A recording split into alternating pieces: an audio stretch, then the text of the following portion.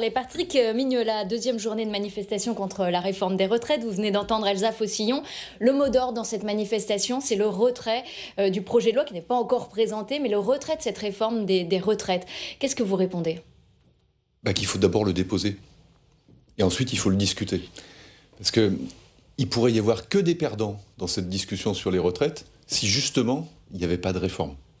Aujourd'hui, il y a trop de perdants dans le régime actuel. Les femmes sont perdantes, les carrières accidentées sont perdantes. Il y a des petites retraites à 400 € ou à 600 € dans notre pays. On ne peut pas ne rien faire. Donc on peut discuter de tout, et ce sera l'objet, une fois que le Premier ministre aura posé les derniers arbitrages, que demain on aura une loi cadre, qu'on pourra discuter à l'Assemblée nationale, qu'on pourra ouvrir le jeu, enfin, directement avec les partenaires sociaux. Là, on pourra discuter. Mais demander le retrait avant même qu'un projet de loi soit déposé, c'est inimaginable. Vous êtes d'accord finalement avec Patrick Mignola, Aurélien Pradié ? Il y a une nécessité à réformer ce système de retraite. Dans l'opposition, vous êtes les seuls, à peu près les Républicains, à ne pas manifester, il faut le rappeler.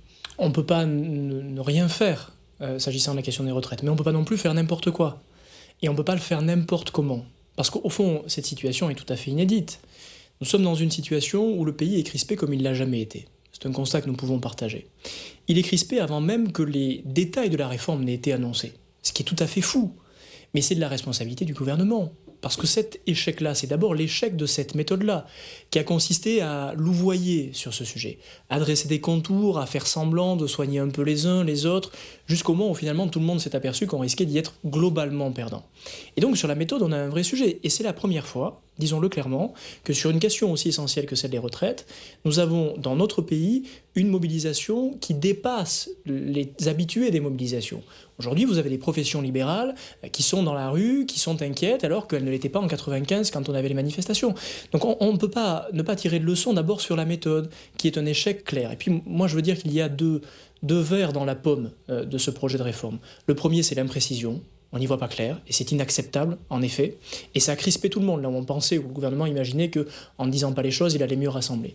Et puis il y a un vers qui est celui de l'injustice. Et je le dis très clairement, parce que je sais que c'est une préoccupation que nous avons en commun avec Patrick Mignola.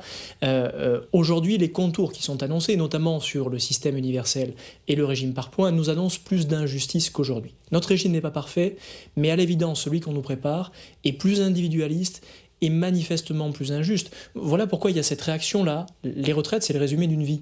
Donc forcément, la mobilisation, c'est pas une mobilisation contre une réforme.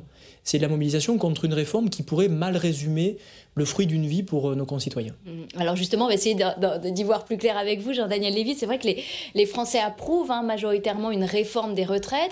Ils sont assez critiques vis-à-vis des régimes spéciaux. Et pourtant, ils sont dans la rue et ils étaient nombreux, 800 000 jeudi dernier. Comment vous expliquez finalement ce qui peut apparaître comme un paradoxe ? Et même d'un point de vue d'opinion, aujourd'hui, il y a un soutien assez net à l'égard de la mobilisation qui se déroule. Par rapport à 95, il y a un constat qui globalement fait consensus. Il y a un déficit. Ce n'était pas tout à fait la perception globale de la part des Français il y a de cela 25 ans. Aujourd'hui, c'est perçu. Le deuxième aspect, c'est qu'il y a également la perception que si jamais on ne fait rien, on va rencontrer une difficulté et que potentiellement ce à quoi les Français sont profondément attachés, c'est-à-dire un système de retraite par répartition, ne pourrait plus perdurer dans la société française. Il y a aujourd'hui un doute à l'égard de cette réforme. Certes, on est critique à l'égard de la manière dont peuvent s'effectuer un certain nombre de retraites, notamment les retraites des régimes spéciaux. Certes, il y a des interrogations sur le montant des pensions pour certaines personnes, mais dans un même élan, on n'est pas persuadé qu'à travers la réforme qui se déroule, notamment le fait qu'il puisse y avoir une retraite par points, on va sauvegarder ce qui apparaît, là encore, aux yeux des Français comme étant essentiel, ce principe de solidarité nationale d'un point de vue général. Cet acquis du Conseil national de la résistance, même si les Français ne vont pas spontanément le dire, mais en tout cas, on voit bien que c'est assez présent. Si on ajoute deux aspects. Premier point, y a-t-il ou pas un report de l'âge légal de départ à la retraite, et notamment autour de 64 ans ? Et le deuxième aspect, est-ce qu'il va y avoir un niveau des pensions qui va rester à celui que l'on peut escompter, même si les Français ne le connaissent pas véritablement ? Tout ceci ajoute une forme de crispation et de trouble qui fait que les Français peuvent dire oui, il y a des injustices, oui, il y a des personnes qui globalement profitent ou qui ont une situation qui apparaît comme étant relativement inique par rapport aux salariés du privé, mais cette seule focalisation ne permet pas d'accepter l'ensemble de ce qu'ils comprennent ou de ce qu'ils entrevoient aujourd'hui de la réforme qui se déroulera, ou en tout cas qui va être présentée devant les yeux des Français prochainement. On voit bien ces interrogations, Patrick Mignola, sur le niveau des pensions, sur l'âge de départ. Est-ce que ce n'est pas l'échec de la méthode, finalement vous avez inquiété les Français ? Vous savez, il faut toujours se remettre en cause. Moi, je crois effectivement que on était dans une sorte de paradoxe. C'est-à-dire que si on était allé plus vite, on nous aurait dit qu'on avait fait trop vite. Si on n'avait pas parlé avec les partenaires sociaux, on nous aurait expliqué qu'encore une fois, on méprise les corps intermédiaires. Il faut accepter qu'il y ait ce temps de travail préalable. Pour arriver à quoi? Pour arriver à un système de retraite qui soit pareil pour tout le monde et qui crée de nouvelles solidarités nationales. Parce que le but, c'est pas de les enlever, c'est d'en ajouter. Aujourd'hui, on a besoin de plus de solidarité vis-à-vis de ceux qui ont des carrières accidentées. Ceux-là, c'est les grands perdants du régime actuel. On a besoin de nouvelles solidarités vis-à-vis des indépendants, des agriculteurs. On a besoin de solidarité pour rassurer les régimes autonomes, les professions libérales, pour ne pas toucher aux capitaux dans les régimes qui sont très bien gérés, qu'aujourd'hui, ils ont déjà accumulés. Et il faut surtout qu'on pense un progrès social nouveau, c'est pour les seniors la fin de vie au travail. Parce qu'aujourd'hui, je ne sais pas ce que sera l'arbitrage du gouvernement sur un âge pivot, sur un âge d'équilibre. Moi, je crois que parce qu'on vit plus longtemps, on devrait travailler plus longtemps. Pour des raisons absolument évidentes que les Français comprennent. En revanche, au-delà de 55 ans, quand on est au summum de sa compétence professionnelle, on n'est pas au summum de sa capacité physique. Et ça, personne dans le pays, ni les politiques, ni les syndicats, ne l'ont jamais pensé.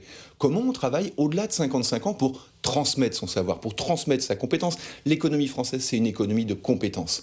Et bien, travailler un peu moins pour transmettre aux générations qui suivent, c'est une brique du projet social, de ce projet de réforme de retraite. Et là, on va vous rejoindre, travailler plus longtemps. Vous êtes d'accord avec ça? C'est ce que vous proposez chez les Républicains? Oui, mais ce n'est pas ce que le gouvernement propose. Et je ne pense pas que les Français puissent reprocher à la majorité d'aller trop vite, mais de ne pas aller clairement au but. Sur l'âge de départ à la retraite, on a eu droit à l'âge pivot, qui a été disqualifié par le président de la République lui-même l'été dernier, qui a dit non, on ne travaille plus sur cette question-là. Donc en fait, dans le cœur du dispositif aujourd'hui, il y a de la part du gouvernement l'abandon d'un acte qui aurait été un acte de courage, d'évidence, vous le disiez à l'instant, qui est de dire on recule l'âge de départ à la retraite. Et parce que le gouvernement, ou plutôt le président de la République en vérité, parce que je ne suis pas sûr que tout le monde soit exactement sur la même ligne, vu les U et les DIA sur ce sujet, le président de la République n'a pas eu le courage réformateur de poser un principe simple, avec lequel, en effet, les Français sont aujourd'hui en accord, ce qui est un degré de maturité par rapport à 95, qui est de dire, notre espérance de vie augmente, ma génération a 33 ans, la question c'est pas à quel âge je pars à la retraite, ma question c'est est-ce que j'aurai un dispositif de retraite? Et je sais qu'il faudra que je travaille une année, voire 2 années de plus. Donc je pense qu'il faut reposer d'abord comme un principe, et c'est un point d'écart entre la proposition du gouvernement et la nôtre, de dire, nous reportons à 64 ans l'âge de départ à la retraite. Et par ailleurs, je le dis très clairement, nous avons, les Républicains, une opposition farouche au système par points. Parce que c'est une négation de ce qu'est notre histoire de solidarité et du système par répartition. Et parce que c'est un régime instable. Et que nous savons... C'est la fin du système par répartition, le système par points, c'est ce que vous dites? C'est le début de la C'est fin. une façon de le protéger. On a déjà les régimes Agirc et Arco, dont tous les Français bénéficient, et qui sont des régimes par points, qui fonctionnent très bien. Ils sont gérés par les syndicats. Ils ne le sont pas de manière universelle. C'est là qu'il y a une vraie différence. Et vous savez comme moi qu'il y a une étape à passer considérable, un fossé entre avoir quelques régimes aujourd'hui qui fonctionnent avec ce dispositif et demain le généraliser. Moi, ce qui me préoccupe avec le régime par points, c'est d'abord le fait que, je le redis, c'est détricoter ce qui fait notre histoire de solidarité entre les générations. Et c'est capital, depuis le Conseil national de la résistance. Et c'est ensuite l'incertitude. Parce qu'il y a un sujet sur lequel vous ne pourrez jamais convaincre les Français. C'est l'instabilité du point. Le point est évidemment instable, même s'il est inscrit dans la loi, parce que ce qu'une loi peut faire... Même s'il est indexé sur les salaires? Mais bien sûr. On n'a jamais vu les salaires baisser? On peut toujours désindexer. La preuve, sur les petites pensions, elles étaient indexées jusque-là, elles ont été désindexées par ce gouvernement. Ce qu'une loi peut faire, elle peut le défaire. Et donc, moi, j'ai une hostilité... Il n'y a pas beaucoup de gouvernements pour décider la baisse des retraites. Il y a eu des gouvernements, et notamment celui-ci, pour décider de la désindexation des petites pensions. Ils peuvent faire tout à fait la même chose sur le point. Mais au fond... Le vrai courage. C'est jamais arrivé dans tous les pays où on a fait la retraite par points. Parce que nous n'avons pas de régime par points aujourd'hui. En Suède peut-être. Je dis qu'il y a aujourd'hui une vraie incertitude. Et moi j'ai une opposition de principe, politique, au régime par points. Parce que, et je veux terminer sur ça, ce régime-là nous fait glisser progressivement vers un modèle de société qui n'est pas le nôtre, qui ne devrait pas être le vôtre d'ailleurs, qui est un modèle individualiste. Et si on commence avec le régime par points sur les retraites, on finira avec un régime par points sur la santé. Alors on repart. Chacun se financera sa propre santé. On va poursuivre ce débat. Jean-Daniel Lévy, le Premier ministre va s'exprimer demain, on ne sait pas exactement ce qu'il va dire, mais il a déjà prévenu les esprits, le président de la République aussi, sur le fait qu'il faudrait travailler plus longtemps. Est-ce que les Français, ils sont prêts Et il a aussi prévenu qu'a priori, ces annonces ne seraient pas de nature à faire réduire de manière fondamentale le mouvement de contestation que l'on peut mesurer et identifier. Est-ce que les Français sont prêts à travailler plus longtemps ? Oui, globalement, ils y sont plutôt prêts, même si on voit que dans la réalité, ils le font un peu plus que par le passé, et qu'il y a un taux d'implication qui est relativement important quand on regarde au cours de ces 25 dernières années. L'évolution en fait, du temps de travail et du temps passé au travail apparaît comme étant un peu plus important. Ce que demande une partie des salariés, c'est même à pouvoir travailler. Quand on interroge les personnes, vous le disiez tout à l'heure, de celles qui sont âgées de 50, 55 ans et plus, dont on voit que le taux de chômage apparaît comme étant relativement important, celles-ci aspirent à continuer à travailler. Mais le principe global, qui serait un principe où, face à différentes contraintes, il s'agirait de choisir une mesure parmi d'autres qui permettrait, ou en tout cas qui viserait à redonner un peu d'air ou un peu d'équilibre à l'ensemble de notre système, c'est le fait d'allonger le temps de travail ou d'allonger le nombre d'années de cotisation, plus que âge légal de départ à la retraite. Et c'est là où c'est intéressant, c'est qu'il y a aussi des symboles d'un côté et puis également des dimensions pratiques de l'autre. On voit une partie des salariés qui peuvent prendre leur retraite à partir du moment où l'âge légal a été fixé, même si elle ne touche pas la totalité des pensions auxquelles elle pourrait prétendre si elle restait 2 ou 3 années de plus, et qu'il y a probablement derrière la question des retraites une autre question sous-jacente qui est l'intérêt au travail, la valorisation du travail et la fierté de pouvoir être un salarié ou un acteur de son activité professionnelle, qui fait que la retraite pourrait être perçue comme étant un moment de déclassement social et parfois est perçu comme étant le moment où la vraie vie commence, le moment où on s'approprie complètement sa vie, ce qui explique également pour partie la raison pour laquelle il y a une focalisation aussi forte et la perception aujourd'hui de la part d'individus qu'il faut absolument sauvegarder le système de retraite et la possibilité de pouvoir partir à la retraite en bonne santé. Patrick Mignola, donc le Premier ministre parle demain. Pour vous, à qui doit-il s'adresser ? Aux enseignants, aux policiers que vous voulez rassurer ? À la CFDT, à l'UNSA, qui sont les syndicats réformistes dont vous ne pouvez pas vous passer pour faire cette réforme ? Il faut parler à tout le monde. Il faut dire aux Français qu'on respecte leur rapport au travail. Il faut, quand on parle d'âge de départ à la retraite, qu'on soit capable de dire qu'on va prendre en compte leurs différences de situation. Sur les carrières longues, les personnes qui ont commencé à travailler à 17 ou 18 ans, sur ceux qui ont fait des études sur le tard, sur les femmes qui ont fait des enfants, tout au long de leur vie, qui ont pu prendre des temps pour s'y consacrer, ou les papas qui ont pris du temps pour se consacrer à leurs enfants, sur la pénibilité, qui est un véritable sujet. Et donc effectivement, dans une question un peu théorique, du 62 ans âge légal, du 64 ans âge pivot, mais en réalité, c'est la vie différente des Français qu'il faut prendre en considération. Et s'il y a une idée, moi je crois, que le Premier ministre doit défendre dans cette réforme des retraites, c'est de considérer qu'on a bâti un système qui était juste, qui était bien au lendemain de la guerre, mais il était destiné aux hommes qui travaillaient dans la même boîte toute leur vie. Et aujourd'hui, on doit s'adresser à toute la société. La société, elle est diverse, elle est différente. Et ce système-là doit lui ressembler en préservant le niveau des pensions pour que demain, on puisse vivre dignement à la retraite, ce qui ne serait pas le cas dans les déséquilibres qui sont ceux d'aujourd'hui. Le Premier ministre a dit, Aurélien Pradié, ce matin à la réunion du groupe La République En Marche, que ça n'allait pas tout régler, qu'il y aurait encore des manifestations certainement, qu'il y aurait des questions, qu'il y aurait des débats. Vous, c'est ce que vous demandez, un grand débat à l'Assemblée nationale, mais il aura lieu après, non, au moment du projet de loi ? Je ne reviens pas sur le calendrier qui, franchement, je vous le dis comme je le pense, c'est un calendrier de branque. C'est quand même absolument incroyable d'avoir réussi à mobiliser tout le pays contre une réforme qu'ils ont été, je parle du gouvernement, absolument infoutus de préciser jusque-là. Bon, ça, c'est leur affaire. J'imagine qu'ils en tireront quelques enseignements sur la méthode de gouvernement qui est vraiment catastrophique. Mais je rejoins ce que disait Patrick Mignola à l'instant sur le constat, mais nous n'avons pas la même conclusion. En effet, la société est diverse. Vous avez raison. La théorie, c'est qu'on pourrait tous être les mêmes. Et ce n'est pas vrai. Nous avons tous des carrières différentes, des parcours professionnels différents, une pénibilité au travail différente, etc., etc. Voilà pourquoi l'idée même du régime universel est une bêtise.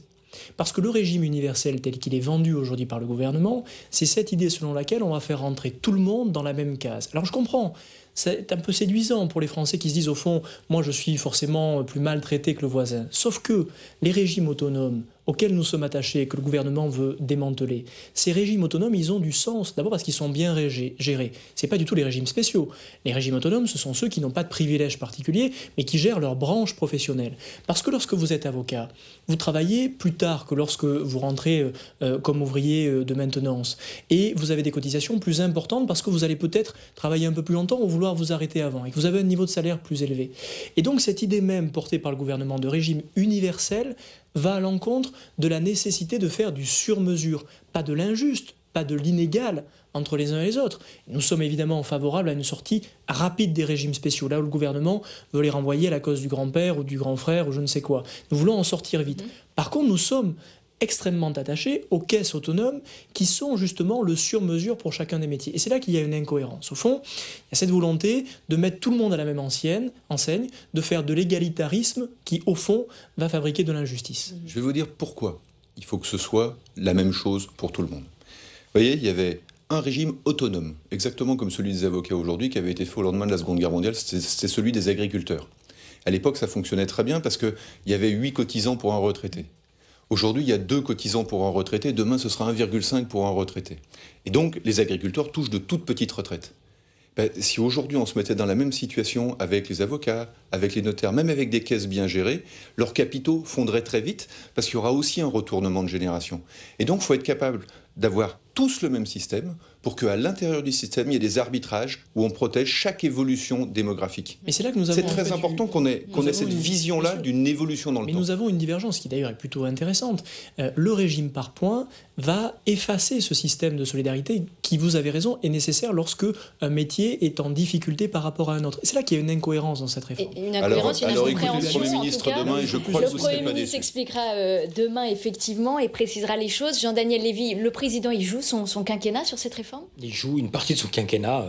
Il restera encore un peu plus de 2 ans, donc on ne va pas préjuger de l'avenir. Ce qui est certain, c'est que en fait, il y a derrière l'image du président de la République la reconnaissance de la part de ceux qui l'apprécient, qu'il mène des réformes et qu'il fait bouger les choses par rapport à la situation qui était la situation antérieure à son arrivée à l'Élysée. Donc c'est un des points sur lesquels il est attendu, notamment de la part de son électorat de premier tour. Le deuxième point, c'est qu'on l'a vu aux dernières élections européennes, toute une partie de la droite a voté pour la candidature conduite par Nathalie Loiseau. Cette population-là dit 2 choses. Elle dit, 1, la droite n'a pas mis en œuvre ces différentes réformes sous les mandats précédents, notamment sous les mandats de Jacques Chirac ou de Nicolas Sarkozy. Et tout à fait exact. Je ne vous dis pas que c'est la réalité, je vous dis que c'est des représentations. La droite a beaucoup fait. Quand on interroge les Français, ils disent au moins, et les électeurs de droite, au moins, Emmanuel Macron fait ce que la droite n'a pas fait. En tout cas, c'est la perception. Actuellement, nous avons mené des réformes.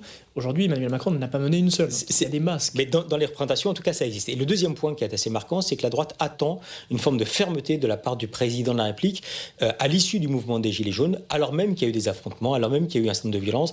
La droite a reconnu une forme d'autorité qui était incarnée par le président de la République, dont la candidature et la liste La République En Marche a pu bénéficier au cours des élections européennes et dont le président de la République, en termes d'image ou en termes d'opinion, a pu également bénéficier. Donc c'est effectivement auprès déjà, peut-être pas de l'ensemble des Français, mais de son cœur électoral et d'une partie de son nouvel électorat que le président de la République peut jouer une partie de son Tout dépendra des concessions faites par le Premier ministre demain, alors que nous sommes en direct de la manifestation sur ces images que vous voyez derrière moi. On poursuit cette émission et on va parler de la loi anti-gaspillage qui est en débat en ce moment à l'Assemblée.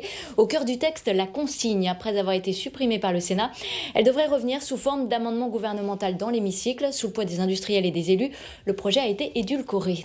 Patrick Mignola, est-ce que la majorité a cédé sur la consigne pour se mettre dans la poche les élus ? Ah non, on n'a pas cédé. Moi, j'ai été de ceux qui, sur la consigne, ont dit qu'il fallait jouer la différence des territoires. Parce qu'il y a des endroits où les collectivités locales, les élus, les maires, gèrent très bien le recyclage du plastique. Il y a d'autres territoires où ils gèrent moins bien et où on aurait intérêt à s'appuyer sur la grande distribution et les industriels.